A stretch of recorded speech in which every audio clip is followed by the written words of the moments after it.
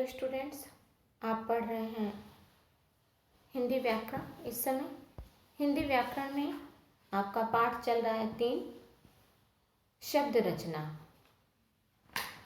शब्द रचना में आपको शब्दों की उत्पत्ति कैसे हुई, शब्द हमारे कैसे बने, समझा और पढ़ा दिया गया है। शब्दों का हिंदी में शब्दों का वर्गीकरण भी बता दिया गया। उत्पत्ति के आधार पर शब्द 4 प्रकार के होते हैं। कल आपको ये समझाया गया था। अब आज हम पढ़ेंगे बनावट के आधार पर शब्द 3 प्रकार के होते हैं। पहला था उत्पत्ति के आधार पर शब्द 4 प्रकार के होते हैं और बनावट के आधार पर शब्द हमारे 3 प्रकार के होते हैं। तो कौन कौन से वो हमारे शब्द होते हैं उसको आज हम पढ़ेंगे। तो चलिए देखिए, सबसे पहला हमारा होता है बनावट के आधार पर शब्द जो 3 प्रकार का होता है, रूढ़ शब्द। बच्चों, हम समझेंगे कि रूढ़ शब्द हमारा होता क्या है।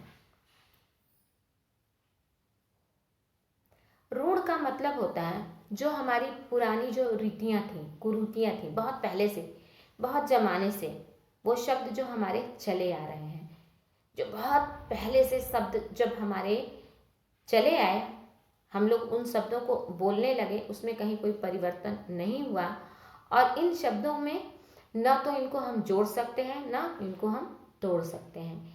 ये शब्द ऐसे होते हैं जो जैसा है वैसे ही लिखते हैं और बोलते हैं। तो उन्हीं शब्दों को हम रूढ़ शब्द कहते हैं, जो हमारे पुराने जमाने से शब्दें चली आती हैं। जैसे आपका पगड़ी है, पगड़ी आपका क्या है, ये रूढ़ शब्द है। या आपका कहीं कोई इसमें चेंजिंग नहीं आई। चारपाई आपका क्या है, ठीक है। तो कहने का तात्पर्य है कि जो हमारे पुराने जमाने से जो शब्द चले आए और उसमें हम कहीं कोई परिवर्तन नहीं कर सकते हैं, वही सारे हमारे शब्द रूढ़ शब्द कहलाते हैं और उनको हम बदल भी नहीं सकते, ठीक है। अब हमारे आते हैं यौगिक शब्द। यौगिक शब्द किसको कहते हैं? तो यौगिक का मतलब, जैसे योग का मतलब तो बच्चों आप सभी जानते हो कि योग का मतलब होता है जोड़ना। योग मतलब होता है, यानी जब हम लोग जोड़ते हैं किसी चीज़ को, कहते हैं कि इसका योग क्या होगा। तो योग का मतलब ही होता है यानी जुड़े हुए शब्दों का निर्माण करना। तो इसमें होता है कि दो शब्दों से हम किसी एक शब्द का निर्माण कर रहे हैं। तो ये जो शब्द ऐसे होते हैं जो 2 शब्दों के योग से बने होते हैं और इनके सार्थक टुकड़े किए जा सकते हैं। यानी कहने का तात्पर्य है, जैसे ऋण शब्द में आपने देखा कि हम उसके टुकड़े नहीं कर सकते हैं, लेकिन योग ऋण शब्द में हम क्या कर सकते हैं, हम शब्दों के सार्थक टुकड़े भी कर सकते हैं और यह 2 शब्दों से मिलकर के ऋण शब्द हमारा बना रहता है। जैसे कि आप देख रहे हैं नील कमल। नील कमल हमारा एक शब्द है, लेकिन जब हमने इसका विच्छेद किया है, इसका अलग अलग किया है, तो नील जमा कमल, नील कमल। तो आपने देखा कि 2 शब्दों का योग है यहाँ पे, यानी 2 अलग अलग शब्दों को जोड़ करके एक नए शब्द का निर्माण किया गया। ठीक इसी प्रकार से पाठशाला, पाठशाला भी हमारा एक शब्द है, लेकिन यह शब्द कैसा है, यौगिक है। इसमें 2 छोटे छोटे शब्द जोड़े गए हैं। एक जोड़ा गया है पाठ और दूसरा हो गया है शाला। पाठ का मतलब होता है पढ़ना, शाला का मतलब होता है विद्यालय, मतलब जहाँ पे रहने का, रुकने का स्थान होता है। तो जहाँ पर हम जा करके पढ़ने का कार्य करते हैं वो हमारा क्या होता है, पाठशाला होता है। तो योग शब्द उसको कहते हैं, ये ऐसे शब्द होते हैं जो 2 शब्दों को मिला करके हम एक शब्द का निर्माण करते हैं। और जब हम इसके टुकड़े भी करते हैं तो वह भी जो हमारा टुकड़ा होता है वो कैसा होता है बच्चों, तो वो हमारा टुकड़ा सार्थक होता है। अब हमारा आ गया योग ऋण शब्द। अब योग ऋण शब्द क्या होते हैं, तो ये ऐसे शब्द होते हैं जिनके टुकड़े तो हो सकते हैं, पर उन टुकड़ों का टुकड़े तो हो सकते हैं, पर उन टुकड़ों का सीधा अर्थ न निकलकर कोई विशेष अर्थ निकलता है। देखिए इधर क्लियर करते हैं। ये ऐसे शब्द होते हैं जिनके टुकड़े तो हो सकते हैं, पर उन टुकड़ों का सीधा अर्थ न निकल करके कोई विशेष अर्थ निकलता है। तो जहाँ पर विशेष अर्थ निकलता है, ठीक है ना, वो हमारे योग ऋण शब्द कहलाते हैं। जैसे पंकज, तो पंकज का मतलब क्या होता है बच्चों, यानी कमल। पंकज बना कैसे, पंग जमा ज। तो अगर जो आप देखिए तो एक तरह से इसको देखा जाए, ये जो आपका जो बना हुआ है शब्द, इसमें ज आपका क्या है, ज आपका देखा जाए तो वह मूल शब्द के पीछे लगा है। तो जब मूल शब्द के ये पीछे लग गया है तो ये क्या हो गया है, एक ज जो हमारा एक शब्दांश हो गया है। तो पंग जमा ज, पंकज। तो पंकज क्या है हमारा, यह अर्थात कमल। जैसा कि आप अपने उसमें देख रहे हैं, जो आपका योग ऋण जो शब्द है, जो इसकी जो परिभाषा है उसमें बताया जा रहा है कि ये ऐसे शब्द होते हैं जिनके टुकड़े तो हो सकते हैं, पर उन टुकड़ों का सीधा अर्थ न निकलकर कोई विशेष अर्थ प्रकट करता है। जैसे पंकज का टुकड़ा तो हुआ, लेकिन जब पंग जमा ज, पंकज, तो जब पंकज का अर्थ का हमने टुकड़ा किया तो उसका तीसरा अर्थ क्या हुआ, कमल, यानी कीचड़ में उत्पन्न होने वाला अर्थात कमल। ठीक उसी प्रकार से हमारा है नीलकंठ। नीलकंठ का क्या है, नील जमा कंठ, यानी अर्थात शिव, नीला कंठ वाला। तो ये जो नीला बच्चों, ये नीला कंठ किसका रहता है, वो शिव जी का होता है, क्योंकि उन्होंने हलाहल विष पिया था, जिस कथा को आप सभी बच्चे जानते हो। अब हम चलते हैं लंबा जमा उदर, लंबोदर। तो लंबोदर का तीसरा अर्थ क्या होता है, गणेश, यानी लंबा जिसका उदर है, लंबा जिसका पेट है, बहुत बड़ा जिसका पेट होता है, उसको हम क्या कहते हैं, लंबोदर। या फिर नहीं देखते हो कि आप अपने जनरल भाषा में कहते हो, अरे वो बच्चा गणेश भगवान जी जैसे दिख रहा है, क्योंकि उसका पेट बहुत मोटा है, बहुत बड़ा है। तो यहाँ पे कहने का तात्पर्य यह है कि योग ऋण शब्द की परिभाषा ये होती है, ये ऐसे शब्द होते हैं जिनके टुकड़े तो हो सकते हैं, परंतु उन टुकड़ों का कभी सीधा अर्थ न निकल करके दूसरा अर्थ निकलता है। तो ये तो हमारे हो गए बनावट के आधार पर शब्द के भेद। बनावट के आधार पर बच्चों शब्दों के कितने भेद होते हैं, तो बनावट के आधार पर शब्दों के हमारे 3 भेद होते हैं।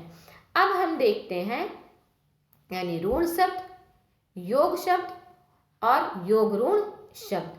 अब हम देखते हैं तीसरा, प्रयोग के आधार पर शब्द के भेद। तो बच्चों प्रयोग के आधार पर शब्द के 2 भेद होते हैं, एक होता है विकारी शब्द और दूसरा होता है अविकारी शब्द। तो विकारी शब्द किसको कहते हैं, इसके बारे में हम समझेंगे। बच्चों देखिए, जब भी हम कोई वाक्य बोलते हैं और जिन चीज़ों में परिवर्तन होता है, वाक्यों में, शब्दों में अगर जो परिवर्तन हो जाता है, और वो परिवर्तन कैसे होता है, तो वो परिवर्तन हमारा लिंग, वचन, कारक के आधार पर, पुरुष के आधार पर यदि उसका परिवर्तन होता है तो वो हमारे जो शब्द होते हैं बच्चों, ये क्या कहलाते हैं, विकारी शब्द कहलाते हैं। इसीलिए जो संज्ञा आपका क्या होता है, विकारी शब्द होता है। सर्वनाम क्या होता है, विकारी शब्द होता है। विशेषण क्या होता है, विकारी होता है। क्रिया क्या होता है, विकारी होता है। क्रिया विशेषण क्या होता है, विकारी होता है। तो ये इसमें लिंग और वचन और कारक के आधार पर इनमें परिवर्तन किए जाते हैं। अब हम देखेंगे कि हमारा अविकारी शब्द क्या होता है। अविकारी हम किसको कहते हैं, तो देखिए अविकारी शब्द, अविकारी शब्द इन शब्दों के रूप में किसी भी कारण से कोई भी परिवर्तन नहीं आता, इन्हें अव्यय भी कहा जाता है। क्रिया विशेषण, संबंध बोधक, समुच्चय बोधक, विस्मय आदि बोधक, निपात आदि। निपात हिंदी भाषा में ये विकारी शब्द होते हैं। बच्चों अभी जैसे हमने आपको पढ़ाया कि जो विकारी शब्द होते हैं उसमें लिंग और वचन के आधार पर उनमें परिवर्तन आता है, लेकिन जो हमारे अविकारी शब्द होते हैं उसमें कहीं कोई परिवर्तन नहीं आता। तो जब आप और भी आगे जब पढ़ेंगे क्रिया विशेषण, तो उसमें कुछ हमारे ऐसे शब्द होते हैं जिसमें हम कहीं कोई परिवर्तन नहीं ला सकते। तो वो शब्द हमारे क्या होते हैं, वो संबंध बोधक होते हैं, समुच्चय बोधक होते हैं, विस्मय आदि बोधक होते हैं और आपके निपात होते हैं। इसकी चर्चा, इसको जब हम पढ़ेंगे वो नेक्स्ट वीडियो में पढ़ेंगे, क्योंकि ये काफ़ी आपका बड़ा है कि क्रिया विशेषण क्या होता है, संबंध बोधक क्या होता है, क्योंकि यह हमेशा वाक्यों के बीच में लगाया जाता है। इधर उधर ये हमारे क्या है, यानी इधर उधर जो शब्द हमारे होते हैं इनमें कहीं कोई परिवर्तन नहीं होता। अब हम आते हैं बच्चों अर्थ के आधार पर शब्दों के भेद, कि अर्थ के आधार पर हमारे शब्दों के जो भेद किए जाते हैं। तो अर्थ के आधार पर शब्दों के जो हमारे भेद होते हैं उसमें कौन कौन से भेद होते हैं? पर्यायवाची शब्द होते हैं, विलोम शब्द होते हैं, अनेकार्थी शब्द होते हैं, समरूपी भिन्नार्थक शब्द होते हैं। तो इनका जब हम इनको पढ़ेंगे तो इनको हम शब्द भंडार के अंतर्गत पढ़ेंगे। जब हम शब्द भंडार पढ़ेंगे तब उसमें हम इनका प्रयोग कैसे किया जाता है उसको हम पढ़ेंगे। अब हम चलते हैं शब्द रचना के आधार पर, यानी शब्द रचना में हमारे क्या क्या चीज़ें आती हैं उसको हम पढ़ेंगे। तो बच्चों शब्द रचना जैसे कि हमने आपको बताया था, आप नेक्स्ट जो आपकी जो क्लास थी उसमें आप लोगों ने पढ़ा भी था शब्द रचना हमारा क्या होता है। शब्द रचना जो हमारा होता है उपसर्ग और प्रत्यय के योग से नए शब्दों की रचना होती है।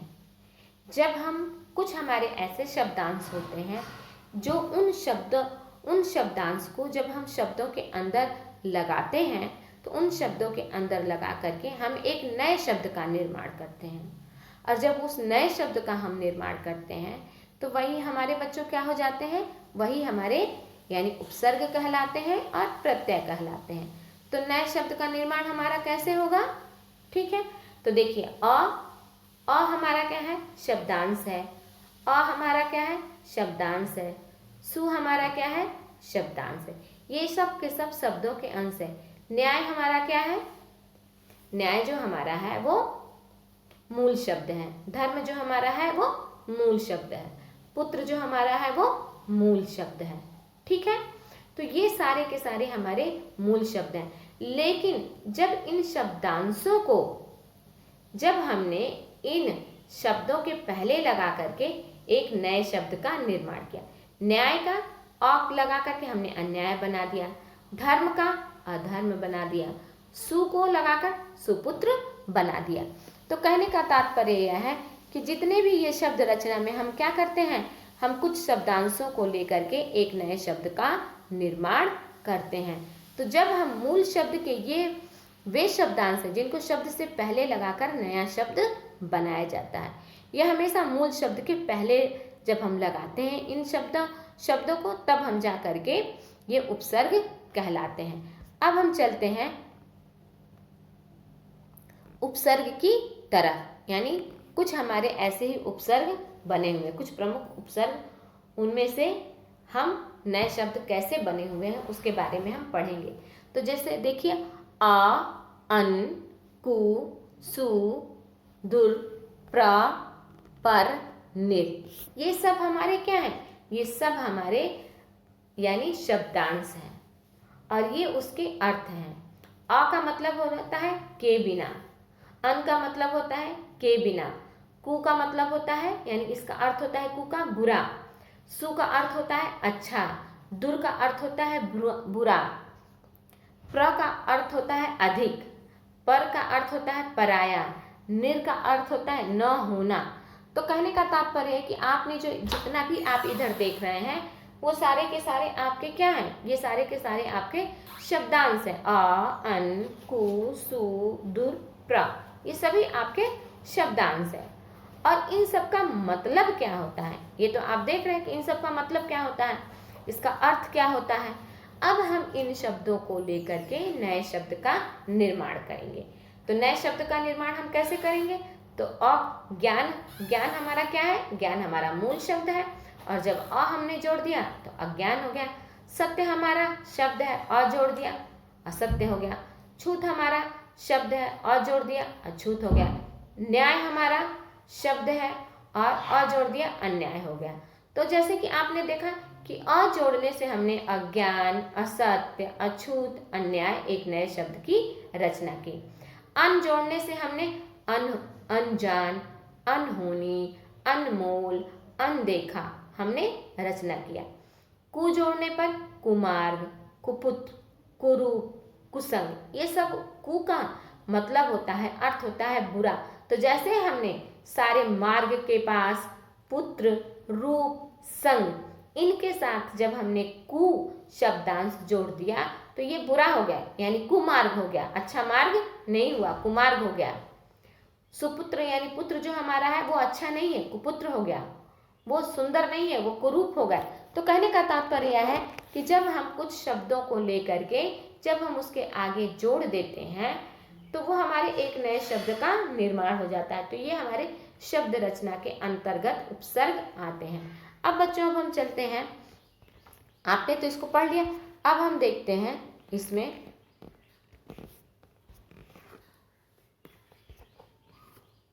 तो ये तो हमारे उपसर्ग हो गए, ठीक है। अब नेक्स्ट हम पढ़ेंगे प्रत्यय। तो जो प्रत्यय हमारा होता है ये शब्दांश ऐसे होते हैं जिन्हें शब्द के अंत में लगाकर नए शब्द बनाया जाता है। ये जो हमारे शब्दांश होते हैं उसको अंत में लगाते हैं, हम शब्द बनाते हैं। जैसे आपका सुंदर जमा ता, सुंदरता, वर्ष जमा ईक, वार्षिक। तो इसमें ता और ईक क्या है, ये हमारे शब्द के अंत में लगा है। तो जब हमारे शब्द के अंत में जब कोई शब्दांश जुड़ता है तो वो हमारा क्या कहलाता है, प्रत्यय कहलाता है। ये वे शब्दांश है जिन्हें शब्द के अंत में लगा करके हम नए शब्दों का निर्माण करते हैं, ठीक है बच्चों। तो आज बस आपका इतना है। कल आपको जो भी वीडियो बनाया जाएगा वो पढ़ाया जाएगा। तो आप क्या करेंगे, आप जो भी वीडियो को बनाया गया है उसको आप ध्यान से देखेंगे, समझेंगे, कहीं कोई डाउट हो तो उसको आप क्लियर करेंगे और पाठ का अध्ययन जरूर करेंगे। Thank you.